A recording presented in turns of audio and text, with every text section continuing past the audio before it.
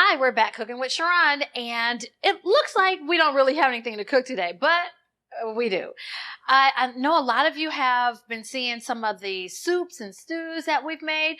This one requires you to actually do a lot ahead of time. And for me to actually finish it off for you today, I had to pre-make some of the things. So let's talk about it.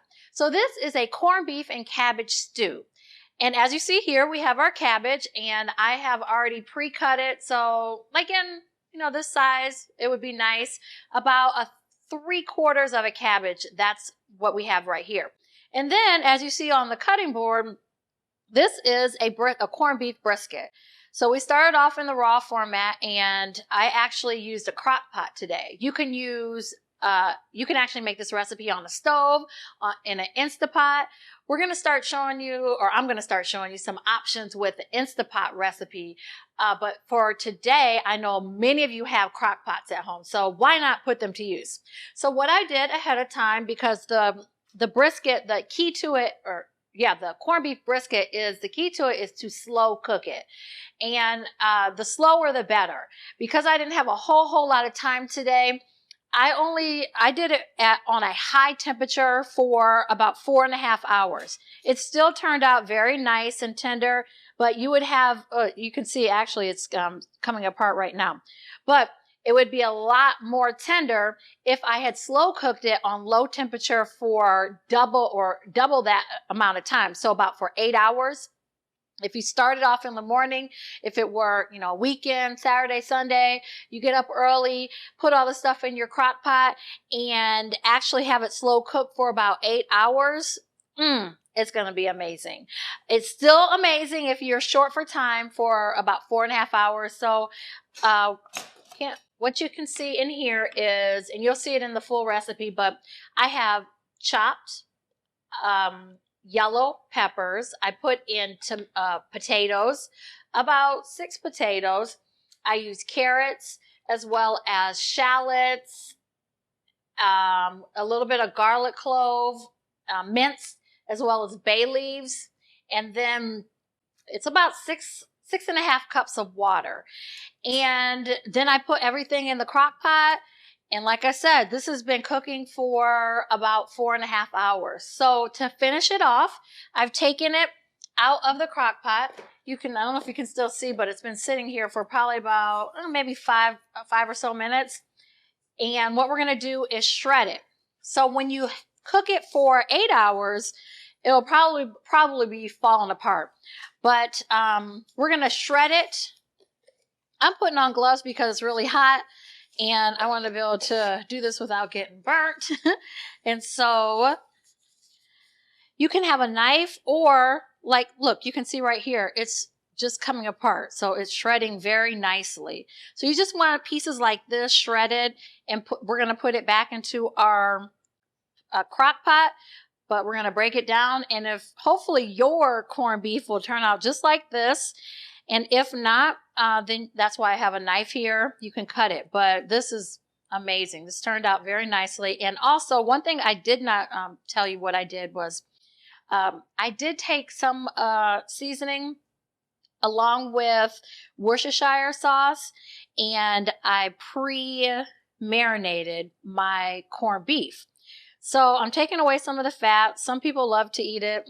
I'm not a fan. So I'm taking it out of mine, and we're just shredding our beef right here. And because it's so hot, I'm going to take these tongs and kind of separate it. It'll make it easier, just like that. And you can take your knife and kind of separate it apart.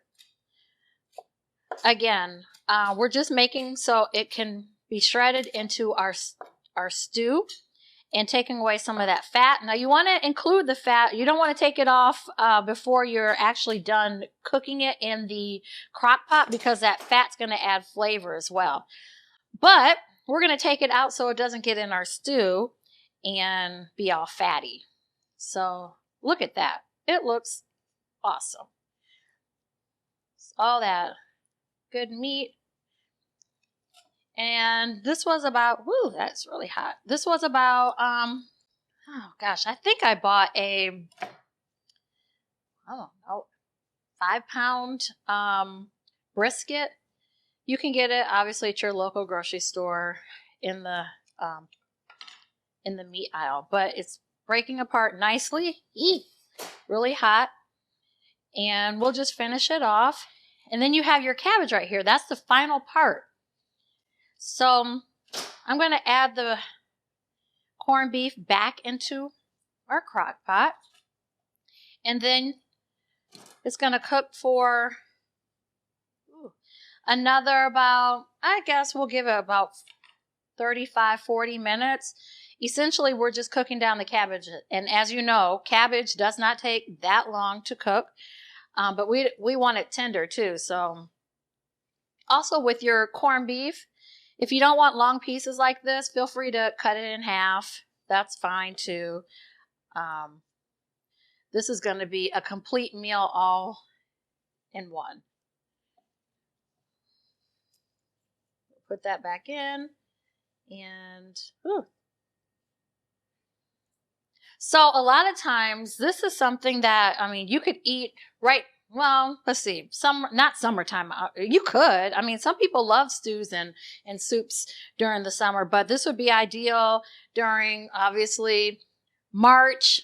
It's, we celebrate, well, some people, if you're Irish, St. Patrick's Day, you can make that to serve. You can actually serve it during the, like I said, the fall and winter months, but it's a good hearty meal that you can have all in one. You have a lot of different vegetables in here, cabbage and potatoes, what I told you, carrots. So it's all in there, and you can have a filling meal. And then what? You could add, I'll tell you something to add on the side, not the most healthy, but it's good, is cornbread. Cornbread, that could be your guilty pleasure that you add to eat with this. Okay, so we're almost done with our corned beef. And like I said, we're going to add in the cabbage and cover it back up for about 30, 35 minutes. Okay, this is a bunch of fat right here. Move that off to the side. Let me just make sure that's nicely, that looks great. All right, let's add in the cabbage and finish this up.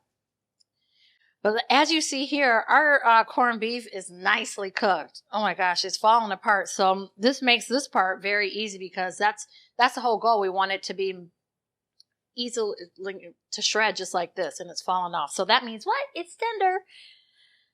Okay, so we're done with this. Let's add our cabbage.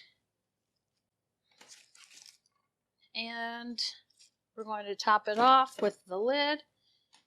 And bam! That easy. One thing too, you want to make sure, I've already tasted it, but you want to make sure that it's very seasoned, flavorful, and all the ingredients that I added in before, it's in the recipe, but I also added in a little bit of garlic paste just a few minutes ago when I was tasting everything, just so it can continue to cook and down and be flavorful with the cabbage. Okay, so we'll see you back in about 30 minutes. Okay, we're back. It's been about 30 minutes, and our cabbage should have cooked down nicely in our stew. So if yours doesn't look like this, you probably need to cook your cabbage or let it cook a little bit longer, but this looks awesome. So we're ready to plate up. Now, ideally, I mean, crackers go with all types of soup, right? But I'm thinking, I didn't prepare it today, but I'm thinking cornbread could go well with this, and or like oyster crackers. But we're just gonna plate it up. We don't need a whole bunch of carbs, because remember, we have potatoes in here as well. But one thing that I forgot to mention earlier, I don't know if you all realize, corned beef. Why is it called corned beef? Well, I'm just gonna give you a little tidbit of information. The reason why it's called corned beef, it's because it's a type of salt crystals that's used to cure the beef. So that's where the name corned came from. Just a little small fact in case you're on Jeopardy one day. I don't know. Okay, so let's plate this up, or bowl this up rather, and we'll be ready to eat. But as you see, it's a nice hearty meal and ready to enjoy. So I hope you enjoy it, something different. As always, we appreciate you joining us with Cooking with Sharon. We'll see you the next time.